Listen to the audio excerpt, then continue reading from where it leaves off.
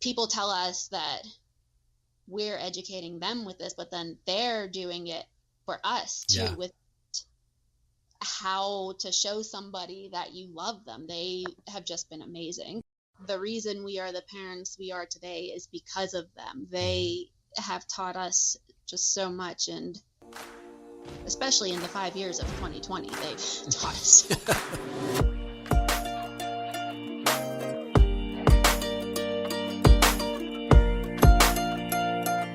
That is Sam, and she is referring to close family and friends who have shown love and support through their entire journey. You know, we can all learn from each other through many circumstances, especially in today's world. I am Seth Carnell, and this is the Go Shout Love podcast.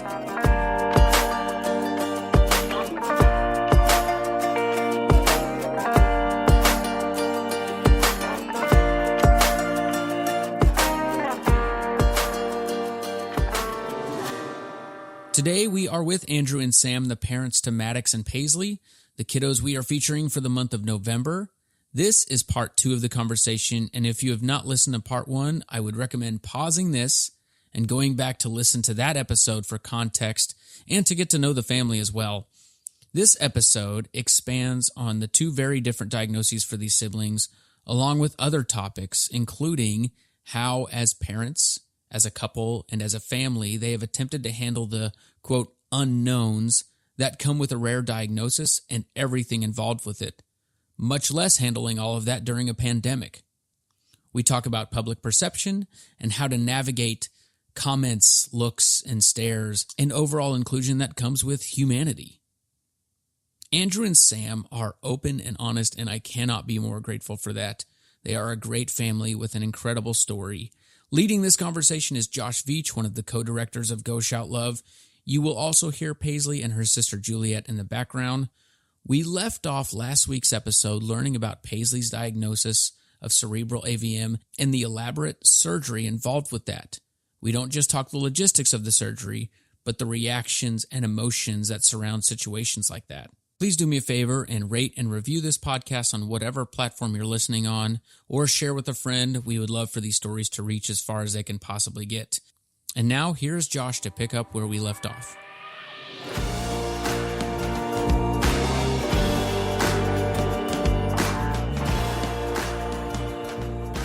So when the doctor presents this surgery option and the radiation, what's the thought process as parents hearing that news? Honestly, at first we were kind of hoping for surgery because that would have been an immediate fix. But then reading on about it, you see that there's a lot of side effects that can happen. But also with the gamma knife, our scares that there's a risk of brain swelling and seizures from that. So we've just been hoping and praying that that doesn't happen. Yeah. So it's a lot to process, but it's fantastic because she was able to go through this without having to go through something traumatic like surgery, and scared her because, again, she associates that with what her brother has gone through. Sure. And so this is this something you said that she has to have repeatedly, like it's multiple treatments? No. So what it is it's one high dose of it, but it works slowly and turns it into scar tissue so that it obliterates. And, hi, Jules.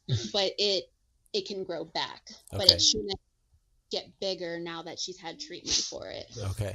And so it's more of a keeping an eye on it, and she has to have just kind of updates to make sure it's not growing. Yeah, for the first like year and a half, she'll have MRIs. She doesn't have to have the angiogram until she's 3 years. Well, 3 years from now. They don't want to do those too often because that's the one where they go through your femoral artery and then you have to lay flat for 6 hours afterwards. And it's just, you don't want to be going in through an artery too many times. And hers was big enough to where it was visualized on an MRI. Some can be small enough to where they're not. So I guess the thought process is that if you see it getting smaller on MRI, then you know that it's working. Or if you don't see it at all, then you know that it's mostly gone. So. Yeah. And how, I'm assuming that walking away with getting that diagnosis, going through this treatment, and knowing that it's still there, right? Like you said, this the ideal situation would have been a surgery that this is gone immediately, and that's not how this works.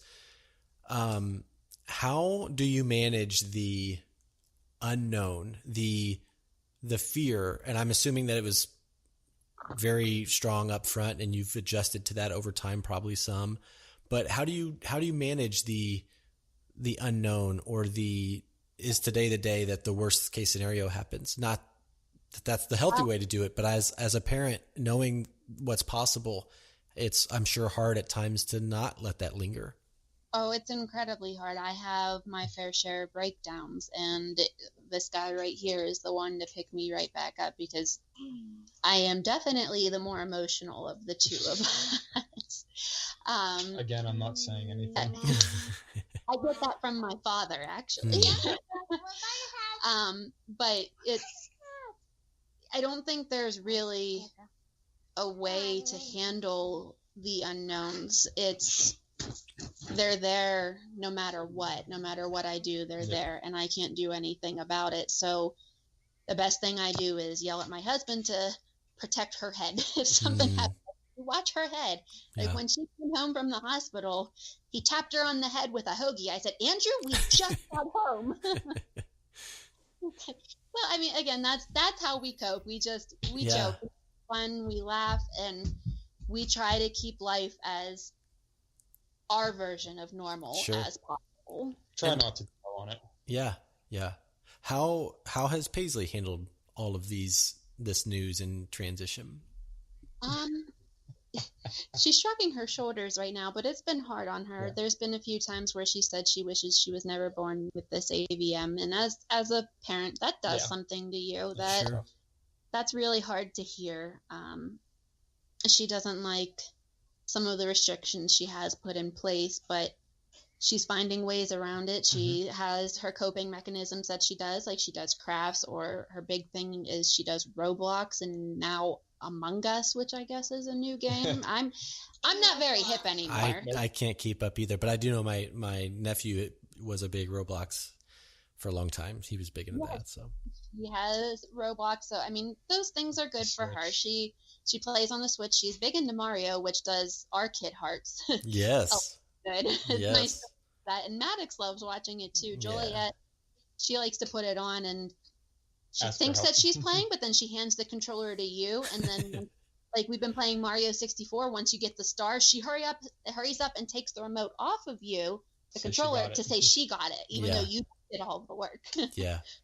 Well, and I'm sure getting this kind of at an active age of 7, getting this kind of news and life adjustments in the middle of a global pandemic, where other elements of normal and relational and emotional things that are important I'm sure have shifted, probably only makes that much more difficult for her.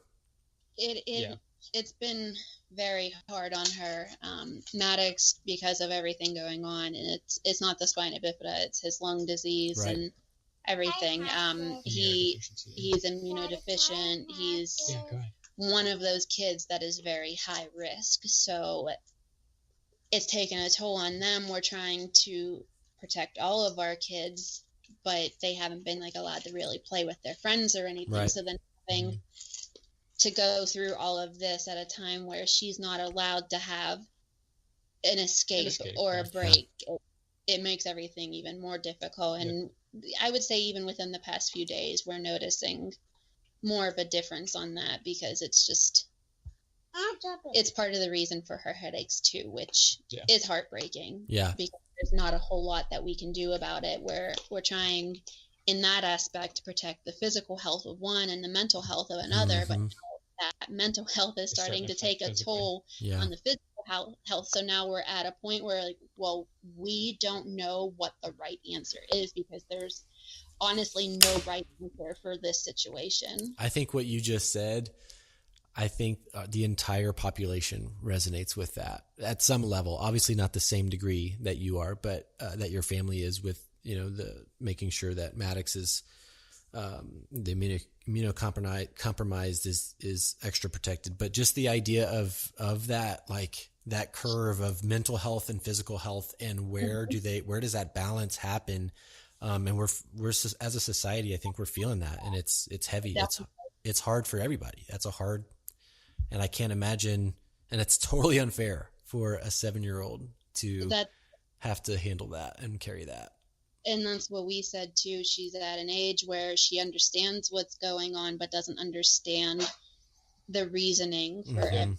And we're trying to make the best decisions that we can for all of our kids, but what's good for one could be bad for the other. And there's just not a right balance. And we are fighting like heck to try and find that balance, but it's a work in progress. Sure. And what are some of you mentioned restrictions specific to Paisley's diagnosis and the treatment? What are some of those things that she was able to do before and now she can't do because of that? High contact things. So like if she wanted to go out for like a big game of soccer or something, she can't do that for the potential of getting hit in the head with a soccer ball.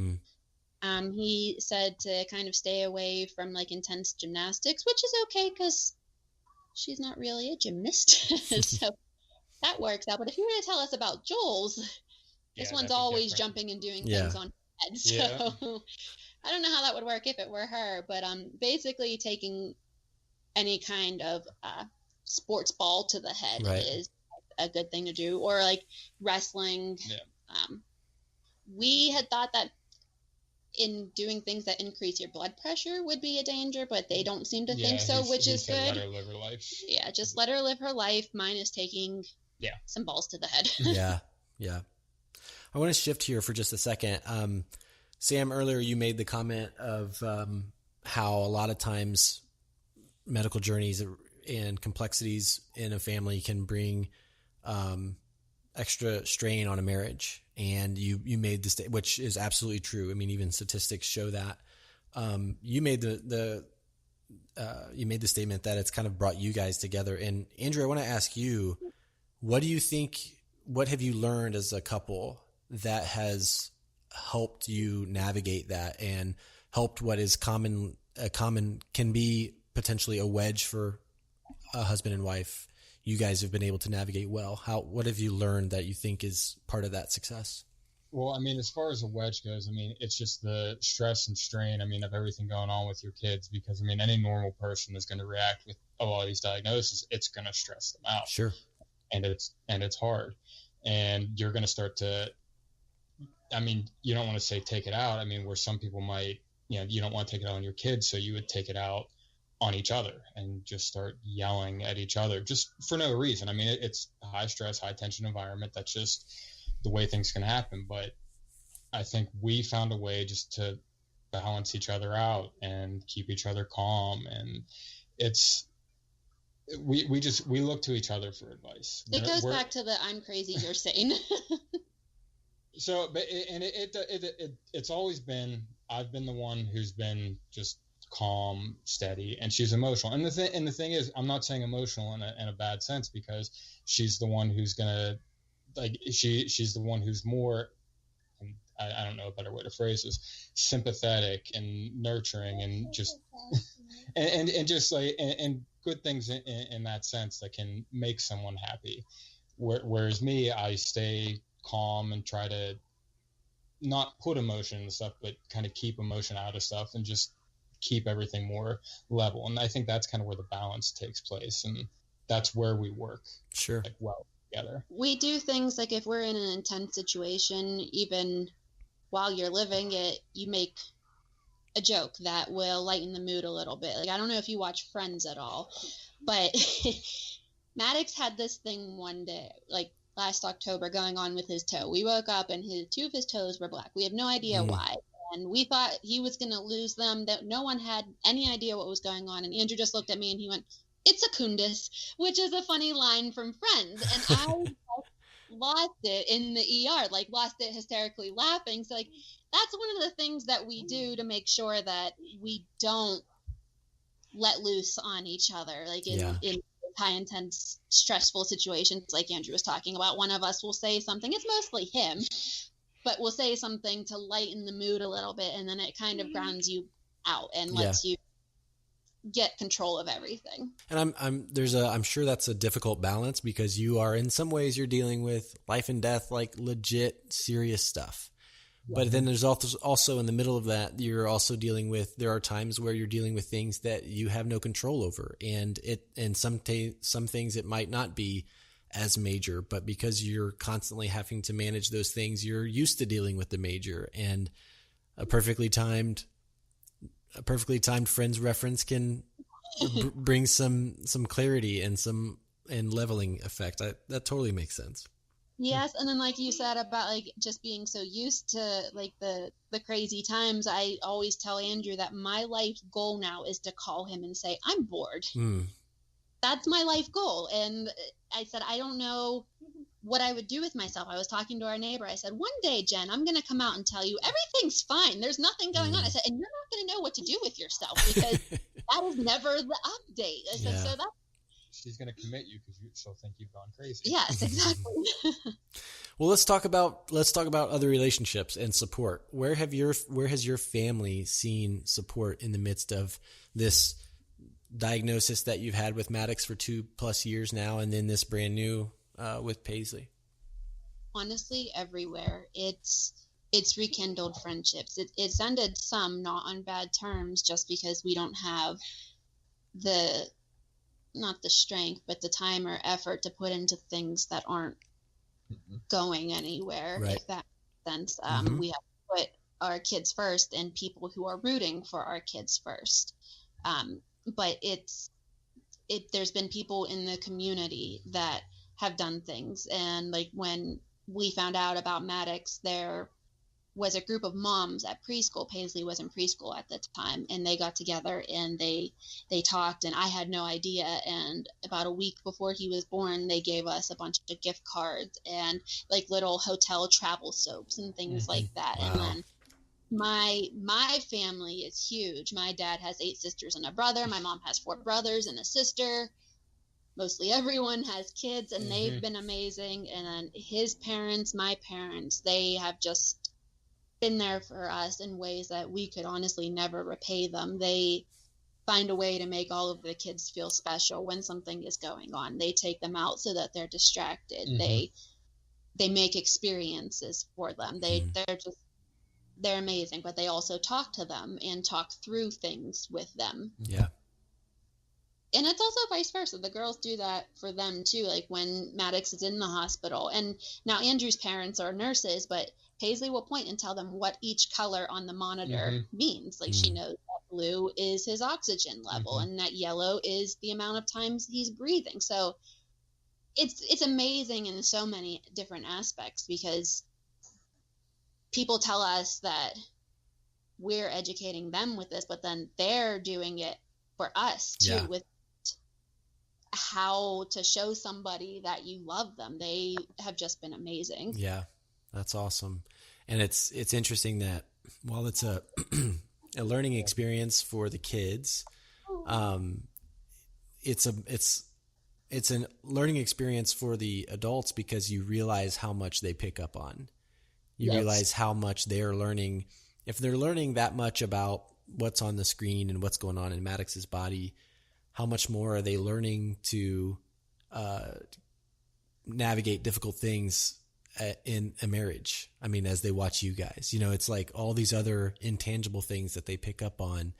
I heard a quote just the other day about on parenting, and talking about how the days are long, but the years are short. And it was really, it kind of challenged me, in how I approach things with my own kids, and making sure that we're making the most of those moments to, enjoy the time with them, and to embrace all they have to teach us, which is, I'm sure in your situation, difficult because of all the different tangible, important things that have to be done. But it sounds like you are raising 3 incredible kids with the help of an awesome support group. We do have an awesome support group, and like I've said before, the reason we are the parents we are today is because of them. They have taught us just so much, and especially in the 5 years of 2020, they've taught us so much. Yeah, that resonates as well. You had mentioned, specifically even your the story from Universal, I think you said, where Maddox was getting a lot of attention. And for those who language is an important thing when it comes to families on rare medical journeys, especially when there's equipment or things that are visually different for people that have never walked through those shoes. What's a good way to ask someone about, like, they see Maddox? What's the right way or a healthy way for someone to engage your family, and specifically Maddox, to ask questions? So the first thing I would say is just ask his name. Yeah. Start to get to know him like you would any other person. Yeah, you can address him, say hi to him. You're not going to go up to somebody that you're trying to start a friendship with and say, oh, what's wrong with you? You go up and you say, hi, I'm so-and-so. What's your name? I think that's the biggest key in it, is just starting out treating them like exactly what they are, a person. And I told Julie, when I was talking to her, I said, there have been instances, and I explained, like with the dance studio, where people have said the wrong thing. I said, but there's this story at the bus stop, and Maddox had a femur fracture at the time, and this little boy, he was asking questions about him. Like, he came up and he said, what's the monitor for, and what's that bag? And that was fine. Then he looked at his leg and he said, I feel so bad for him. And a lot of people don't like when they say that I feel bad for him, but I knew he was talking about his leg fracture, which I feel bad for him too. Right. I wouldn't want a leg fracture. Nope. That's not fun. Right. And we're hoping to raise children with empathy that can look at someone and realize that they're probably in pain, and I wish that they weren't in pain. Like, it pains me that they're in pain.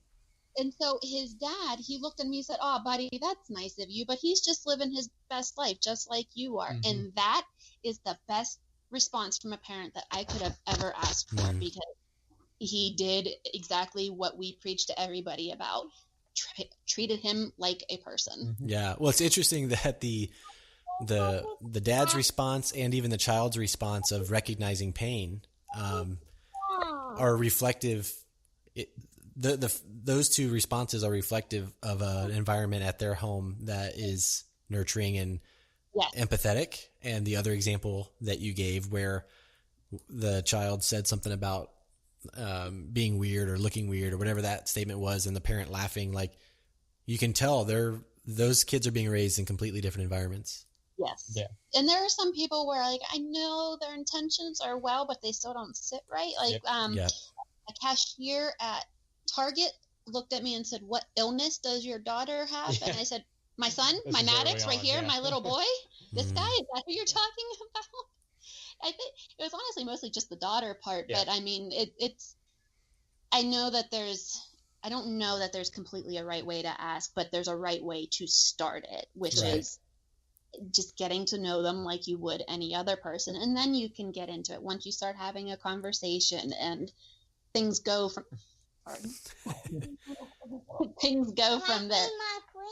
Okay, that's good. Your feet are clean. Thank you.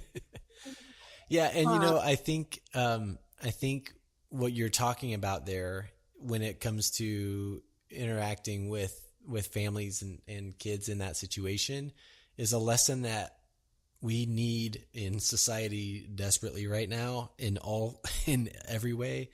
Is the best way to start is to lead with humanity, is recognizing that on the other side of my eyes, whatever I'm looking at is a human, is a person that has real needs and real feelings and all the things that I have. They may experience certain things in a different way than I do, but they still have the same needs, and they still deserve the same level of respect and the same level of care. And I actually was looking through my Facebook memories. I think it was yesterday or the day before, and it was a post about, while my son may not know that you're staring at him, if I can see you staring at him, my kids can, and my kids, they're a part of him. So you're hurting them too. And it's not like the friendly, I'm just looking at you and smiling. If you're staring and then I look at you to let you know, like, hey, I see you, and you smile, I don't take offense to it, because that I take as natural curiosity. If you just turn around and there's this look, I can't explain it's just a look that you can feel it, where it's not one that comes from love or empathy or sympathy. It's just one that it kind of gives you chills down your spine. It's like a whole different sense. There was a guy, was it last year or the year before, we went to a pumpkin patch near us, and he was breaking his neck in a not nice way, staring at Maddox, but then he got karma because he ran into a cornstalk. So it worked. Yep. If only that were the case every time, though, right? Yeah, Exactly. I took A magic cornstalk. Yes, I took the kids to the pumpkin patch the other day, and Andrew said, "So, did anybody run into a cornstalk?" I stopped looking, because now I'm at that point where, like the question you had asked before, like how long did it take us to get used to it? I'm at that point now where, like, I'm worrying about me and my family when we're out. Yeah. That's the best that I can do right now. Yeah. So. Yeah. And I'm sure those sort of things come in waves. I'm sure there are different times where, when the emotion's right, or maybe wrong is a better way of putting it, or whatever, it's more difficult or easier to react in certain ways than others. But definitely. And I told my parents, and this was back when he was first in his kid cart, so sometime last year, I said, just be mindful of your surroundings when you're walking. Like, just watch, you'll notice it. Like I said, I try not to notice it as much anymore. I said, but you'll notice it. Yeah. It's just, and it's a shame, because again, not all of it comes from a place of love and curiosity. It comes from a place of judgment, which I don't believe that it's anybody's place to judge that, because you have no idea what the story is. Yeah, right. Well, as we wrap up here, one of the questions that we love to ask, because everybody has a different take, is for a family that's just beginning a rare medical journey with a kiddo, what advice, or what would you say to them based on what you've learned, to encourage them, or what advice would you give them? You can do this. Yes. Everyone always says, "Oh, I don't know how you do this. I don't know how you do this. I couldn't do it." You can do it. When you are put into a situation that can sometimes just be unimaginable, no one thinks that they can do it, but you can do this. And don't be afraid to lean on your support system. You're going to need one. They help you, they pick you back up. So, but the biggest thing for me is that you can do this. I would say to add to that, you're your child's advocate. Yes. Do not let the doctors push you around and tell you what they think it is. You know your child best. We can't tell you how many times a doctor will come in for 2 minutes and tell us what they think whenever it's completely wrong. Speak up. Do not be afraid. You advocate for them. Excellent advice, and one that we hear a lot. That's a resonating factor for families that have been on a journey for any amount of time, is they've recognized that. They've recognized, especially in its rare conditions, when they have literally learned more about the topic than a lot of times the medical professional that they might be interacting with, because of the rareness of what they're facing. It's funny because his pediatrician said, "Hey, you guys are the experts here." He said, "I'm just along for the ride." He said, "You guys are teaching me things." And some people might be a little bit thrown off by that, but I love that. I love that he's willing to learn from us, that he's humble. I think that makes for a great doctor. Absolutely.